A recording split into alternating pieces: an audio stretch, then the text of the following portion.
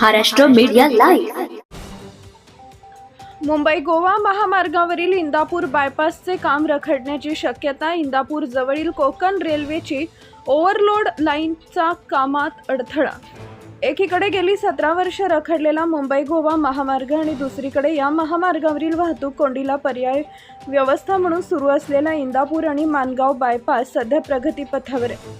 मात्र इंदापूर बायपास जवळील सुरू असलेल्या फ्लायओव्हर ब्रिजच्या कामात अडथळा निर्माण झालाय।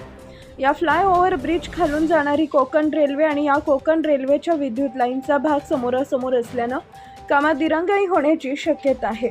एकूण 5 किलोमीटरच्या या कामात बहुतांश काम अंतिम टप्प्यात आले। मात्र रेल्वेचे पोल आणि विद्युत लाईनमुळे येत असलेल्या तांत्रिक अडचणी रेल्वे विभागानं मार्गी लावाव्यात अशी विनंती ठेकेदार यांच्याकडून करण्यात आली आहे।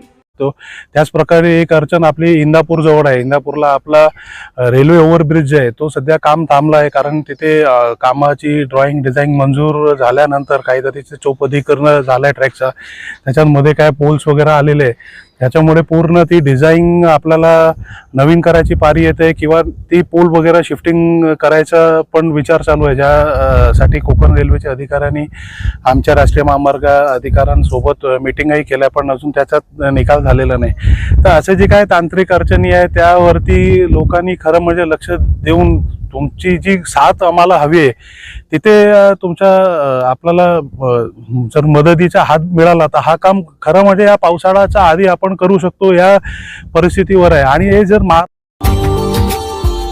Subscribe now and press the bell icon. Never miss an update.